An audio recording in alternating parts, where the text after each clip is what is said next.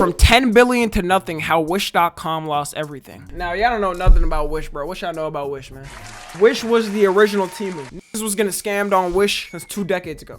I made that up. But like, whenever Wish was big, man, I remember they used to always make memes. You got that from Wish, and now it's Temu. Did Temu swallow up all their business? Never order no DJ from Wish. I think it just expired, man. Like, the fact that it's 10 billion to nothing, I guarantee they probably just went bankrupt. They probably weren't paying their workers cheap enough.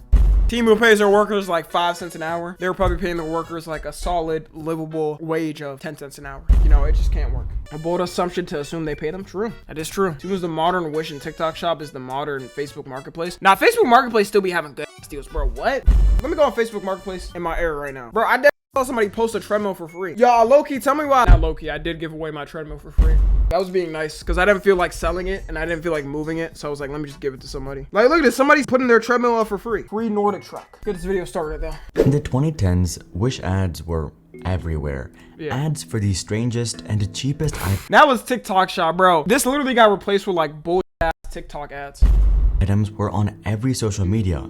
They were inescapable. A cat face mask, a chicken helmet, a $10 drone, and stuff that's much stranger. Weird Wish ads became its own subgenre on YouTube. Yet, the story behind the company might be even stranger. Billions in revenue, Facebook investments, even a secret meeting with Jeff Bezos. It seemed Wish would be the next big thing. But okay, it was never gonna be the big thing, to be honest. Like, even with Temu, bro, more people in America buy Amazon way more, bro. Because, like, when you have that reputation of, like, cheap random products, then people are just gonna assume that. It was never gonna become, like, mainstream like Amazon, ever. Share price has crashed 99% and has stayed there for years. So, what happened to Wish?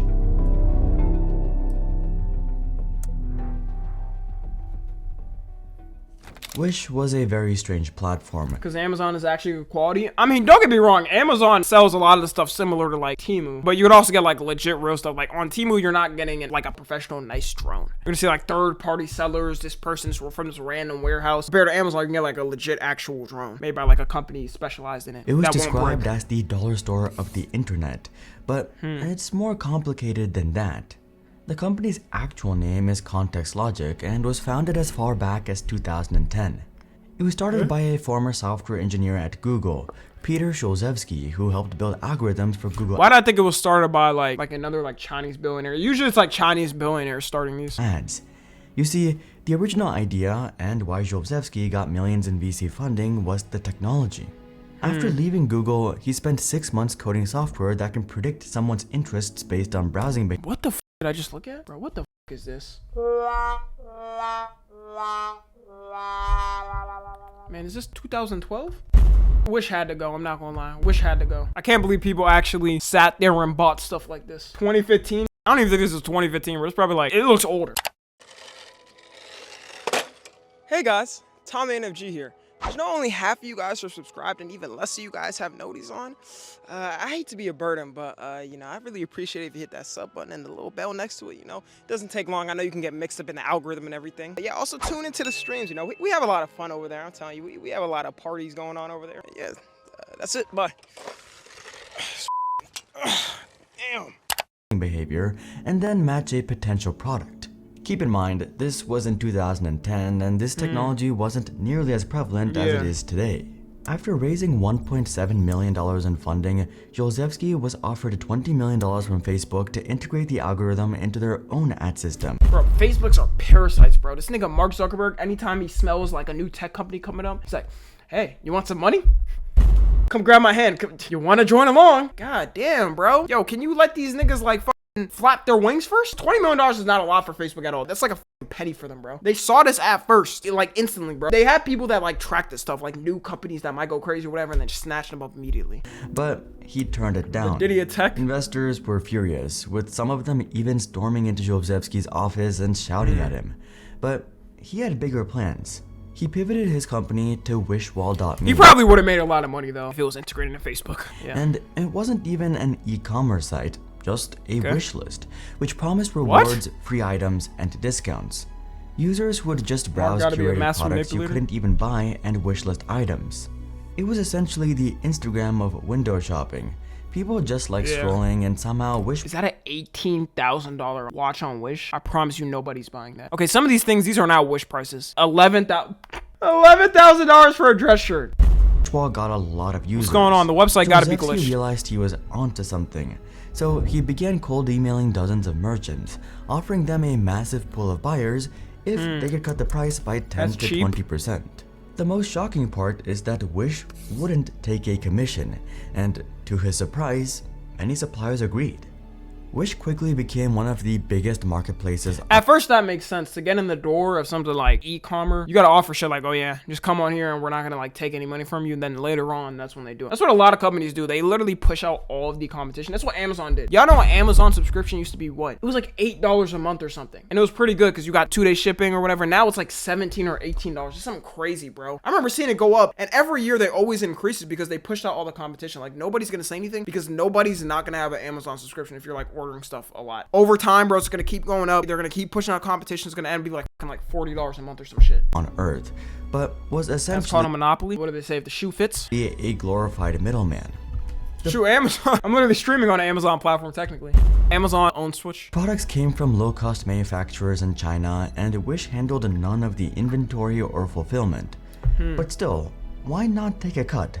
They were introducing millions of customers to these products after all. Yeah. Well, Wish was on the typical tech startup roadmap. Get as many customers as possible, chase growth, and figure out profits later. Many do this to position themselves for an acquisition, so they can grow a company, spend a lot of investor funding, and they all get a big payout. But not Wish, which gives us one of the most baffling decisions from Shulzevsky. Wish was growing fast, and in 2016, he was invited to a secret meeting with Jeff Bezos at the Amazon headquarters.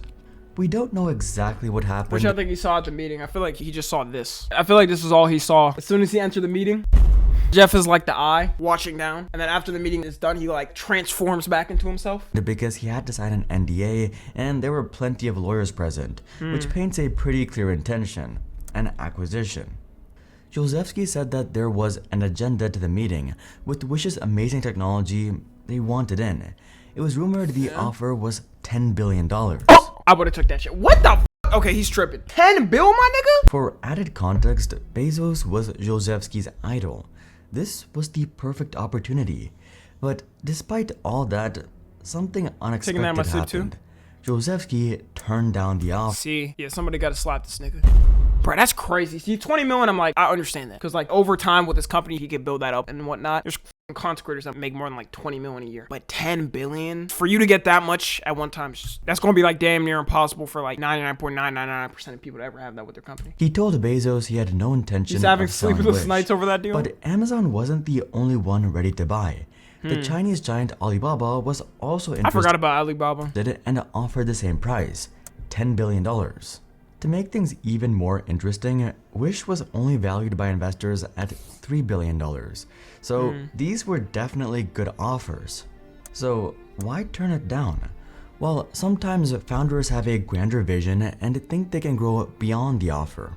Snapchat was offered $3 billion by Facebook, and while they didn't grow as big, they have grown much bigger with a market cap of $15 billion and are now profitable. So what about Wish?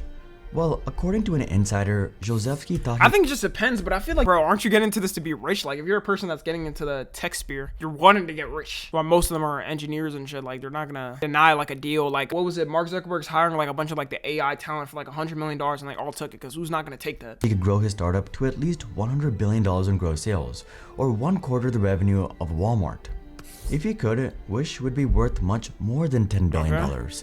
Very ambitious and 100 billion? I'm thinking of TikTok. TikTok makes maybe like 45-50 billion a year. Yeah, they probably passed it. Wish probably passed it. To his credit, things began to take off very soon.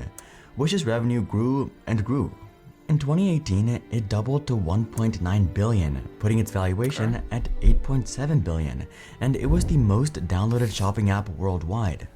Their user count was going up, and that year they passed 400 million users and became the third biggest e-commerce market. There was 400 million people using it? I knew it was big, but damn, I didn't know it was that big. How many people does Temu have? I'm gonna assume probably like 600, 700 million. Place in the US by sales. For 100 million, we'd all work on clankers. Work on clankers or with clankers? I don't work with clankers. Yeah, I work with them. In fact, every year they were adding 100 million users. In 2019, Josefsky said to investors that they should expect an IPO in the next 1 to 2 years, and sure enough, the momentum continued. Wish raised another $1.1 billion in their IPO, pushing their total value to $14.1 billion. Wish was riding high, but pretty soon... Okay, so he did pass the value of the offer, but no, that's the value of the company. It's not the actual value of money he was gonna get. Like, he was gonna get $10 billion in cash. Or stock for Amazon, whatever it was. About to change. The ad trap. This is a good time to talk about those strange Wish ads. 3-day 6-pack cream, a cat mask, a USB pregnancy test USB. Yo, this is work because this is low-key a smart invention.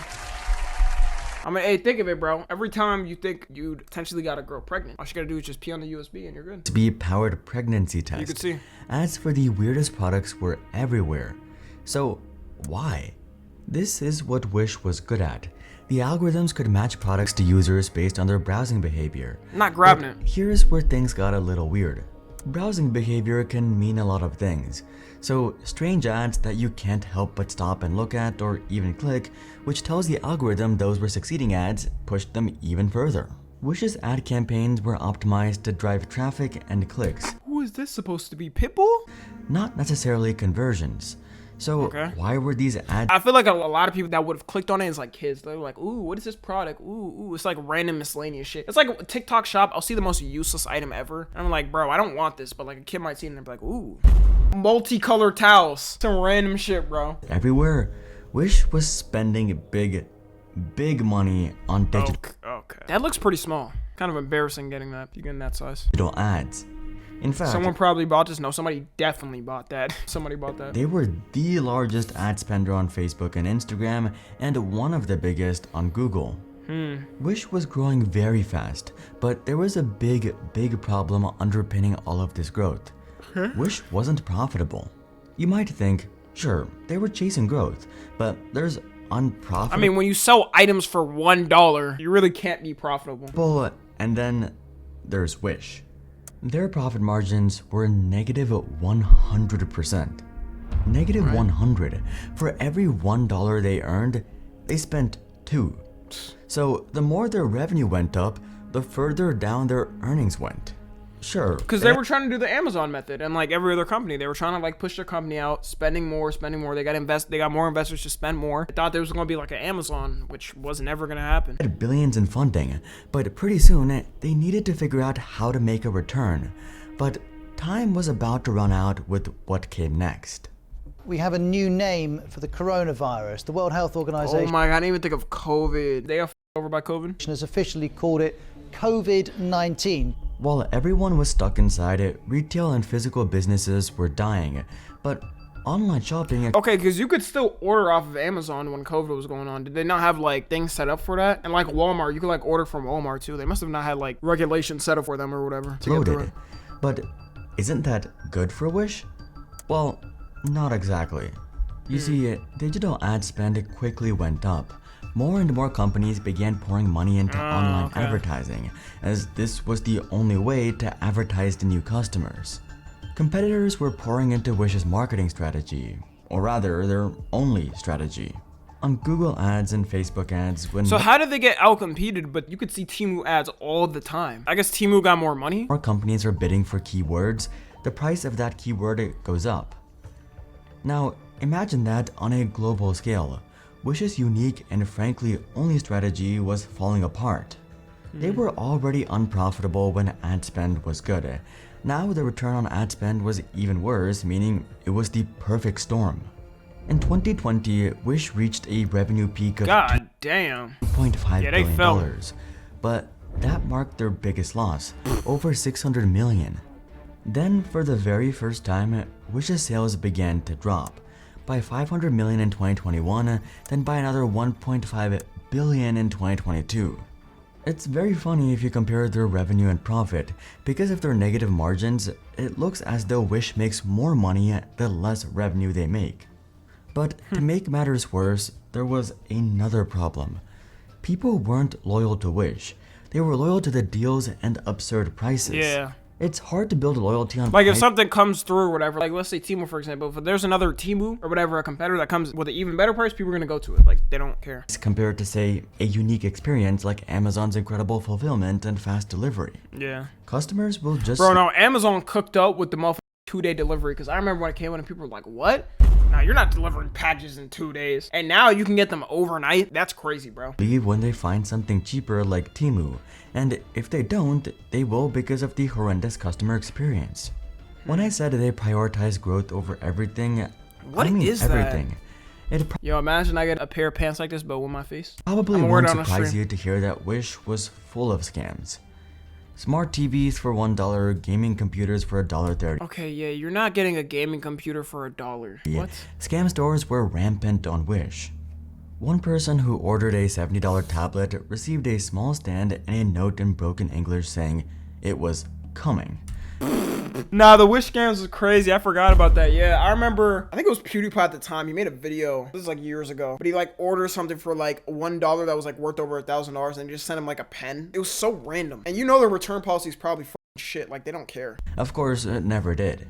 Many of these scams sold real products, brought in a lot of 5-star reviews, then swapped out the same product for a terrible Nah, you think you can get in the, what are these, the threes? And then you get in the 3 ussies. Whatever the f these are. replica in order to scam customers and to make a return. But this is where things take a darker turn.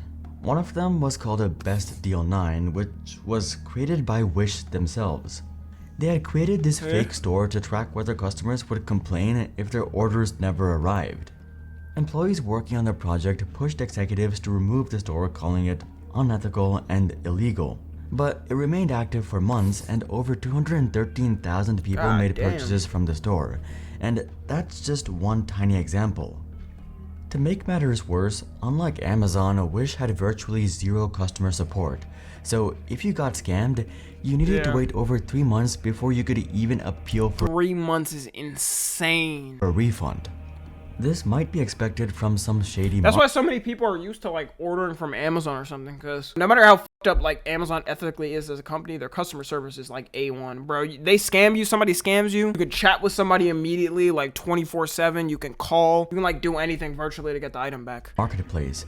But Wish was a multi-billion-dollar company, yet they had zero concern for customers. These scam stores were everywhere, and after a while, people were simply done shopping on Wish.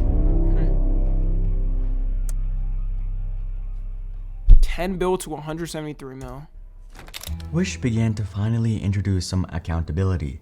In 2022, the company said it had started a fresh organizational chapter. Some new executives had just joined from Google and Shutterfly and began to make some changes. An app redesign was underway and they tried to improve the response time of customer service, but it was too little, too late. Yeah, once you scam people for so long, they don't care. Like, does Wish still exist? I'm pretty sure it does. They fucking changed the logo. What the hell? They modernified the logo. Yeah, no good, no good, no good. Oh yes, just what I was looking for. Now this fire though, Chad. We all wearing this design. Like this go crazy, bro. People had moved on, the brand was already tarnished, and many customers had moved elsewhere. In September 2022, a competitor would appear in Wish's territory, Temu. They were a new company, but by no means a small player. Yeah. They were backed by the Chinese giant Pinduoduo, which had a market cap of $170 billion. Temu had much more money, basically infinite, and just 5 months after launching, Temu ran 2 ads during the 2023 Super Bowl. This made Temu Yeah, that was crazy, bro. They like spammed that one Super Bowl with ads. It was low-key the annoying. youngest brand to ever run a Super Bowl ad. It was Wish, but better, more legit, more resources, and direct from suppliers. Wish, on the other hand, had been losing money for over a decade and were beginning to run out. Hundreds I of remember that. employees were being laid off and revenue was in free fall, and their share price would fall over 99%. God damn, $6.99 to $7. Their monthly active users fell from over 100 million in 2020 to just 12 million.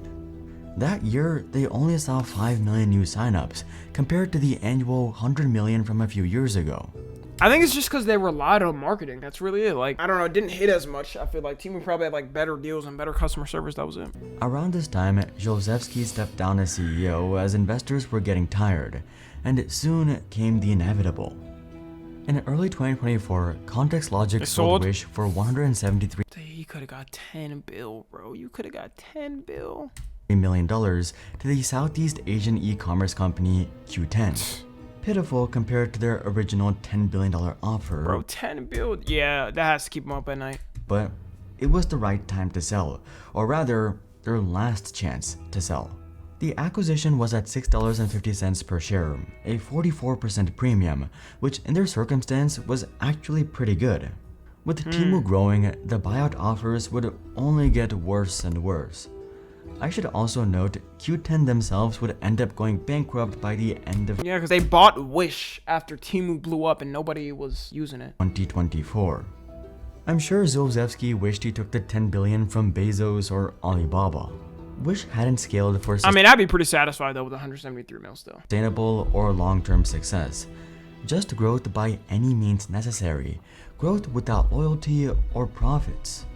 But I will note, it was just Wish that was sold, not Context Logic.